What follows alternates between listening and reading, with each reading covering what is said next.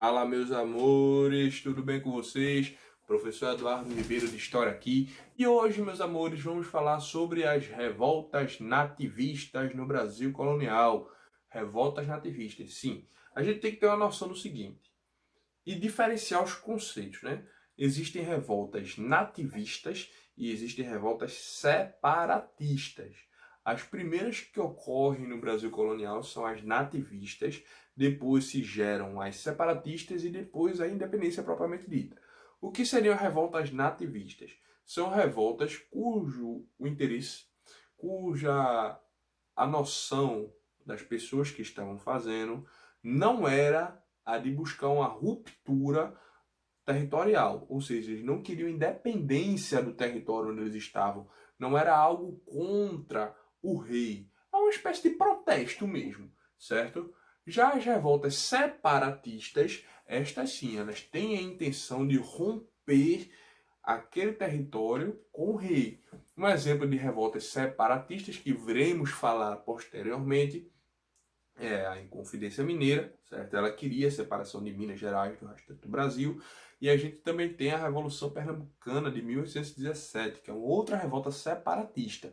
Mas isso é assunto para outras aulas. Hoje vamos tratar das revoltas nativistas, certo? E para isso vamos dar uma atenção à revolta dos Beckman, de Thomas e Manuel Beckman, certo?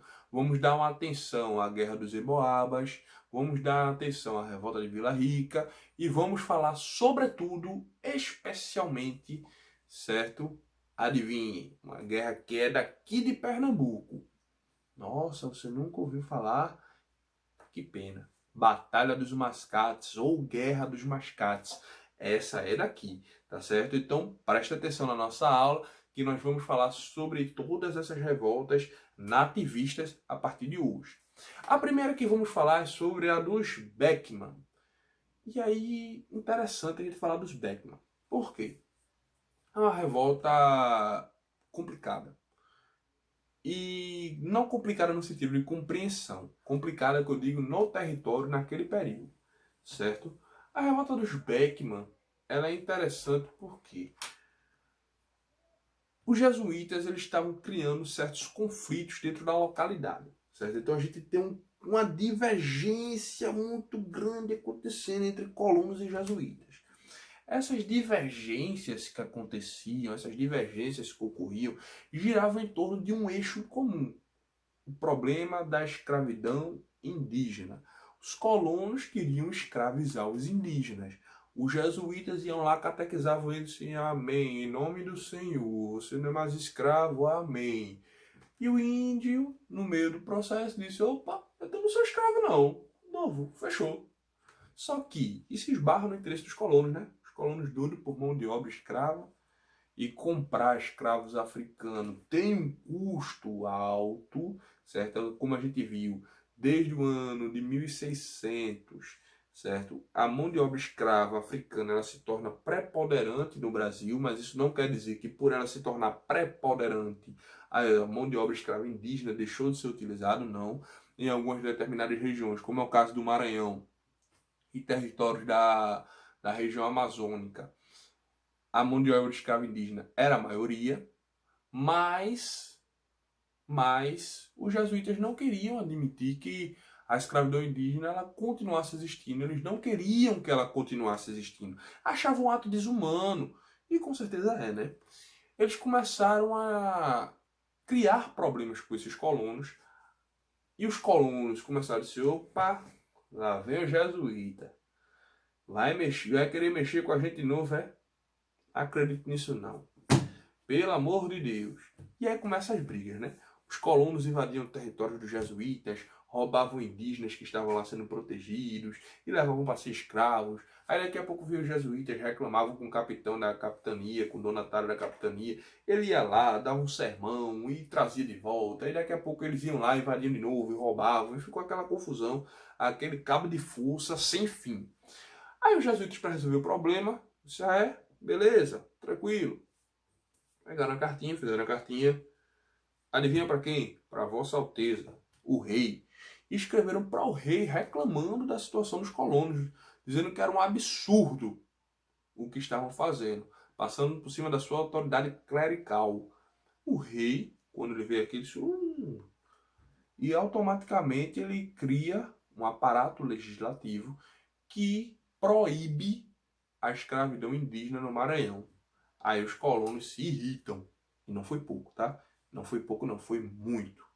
Junto a isto, o rei ele também disse o seguinte: opa, a partir de agora eu estou também junto com a proibição da escravidão indígena. Eu estou criando a Companhia de Comércio do Maranhão.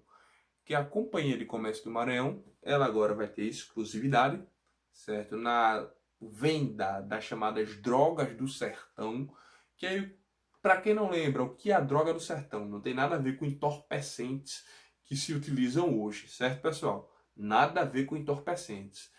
As drogas do sertão era a extração de produtos típicos, característicos e, de certa forma, até exóticos que eram aqui do clima brasileiro. Um exemplo de drogas do sertão: amendoim, guaraná do Amazonas, certo? Baunilha. Tudo isso são drogas do sertão. Que aí o rei ele dá a exclusividade do comércio das drogas do sertão, como eram chamados. Por que sertão, meu Deus? Amendoim, baunilha, guaraná do Amazonas. Lembro que eu disse a vocês em um outro vídeo, voltem lá e assistam, que o conceito de sertão na época não é o mesmo que a gente usa hoje, não é do semiárido nordestino, mas é de regiões em que a colonização ainda não havia tocado, ainda não havia chegado. Então, no Brasil colonial, quando a gente usa o termo sertão, é toda a região que a colonização ainda não foi lá. Lembre-se disso, certo? Então, a gente tem uma questão, a criação da Companhia de Comércio do Maranhão, que ela deveria agora ter o monopólio do comércio das drogas do sertão. Além de tudo, seria ela que deveria ir trazer os escravos africanos para ser vendidos na capitania, certo? Na província. Ao passo, foi bom para os jesuítas porque resolveu um problema que eles tinham, para os colonos não tanto.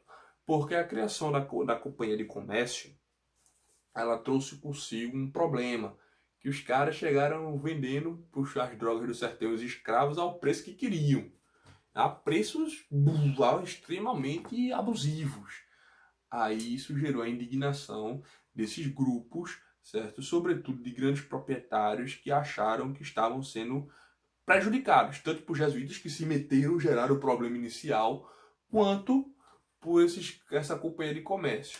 Aí a gente vai ter o início da revolta dos Beckman, liderada por Thomas e Manuel Beckman, mais ainda por Manuel, certo? A revolta dos Beckman, ela tem uma característica interessante, porque os Beckmans eles mobilizam, né, aquela elite do estado do Maranhão, e eles iniciam a revolta contra os jesuítas e contra a Companhia de Comércio. Eles não tinham a intenção de separar o Maranhão do resto do Brasil, por isso são revoltas nativistas. Eles queriam resolver um problema interno que eles estavam tendo lá. E essa revolta ela toma uma proporção tão grande, mas tão grande, mas tão grande, que eles tomam inclusive o governo do que hoje seria o estado do Maranhão, na época capitania, eles tomam o controle do governo, eles expulsam os jesuítas e eles expulsam praticamente os membros da Companhia de Comércio, porque estavam revoltadinhos, porque estavam chateados por essas questões comerciais. Tanto o preço dos escravos africanos, que eram muito alto, quanto pelo preço das drogas do sertão, que estava chegando muito alto também. Antes da criação da Companhia de Comércio, as coisas eram todas muito mais baratas. Então, a insatisfação é contra a Companhia de Comércio e a insatisfação é contra os jesuítas. Expulsa os dois. Mas eles diziam ter lealdade ao rei. Aí o que acontece? Thomas Beckman, certo? Irmão de Manuel, disse assim: meu maninho, vem cá, meu filho. Diga, irmão, olhe, Manu, eu vou lá em Portugal, vou lá em Lisboa, vou dar uma satisfação ao rei. A gente expulsou os jesuítas daqui, a gente expulsou a Companhia de Comércio, mas é para ele não ficar pensando que a gente tá de sacanagem com ele, ele não pensar que a gente tá revoltadinho e triste com ele. Eu vou lá dar uma satisfação para ele, né? Dizer assim: olha, rei, a gente é fiel a ti, a gente só tava com raiva desses dois grupos que estavam lá.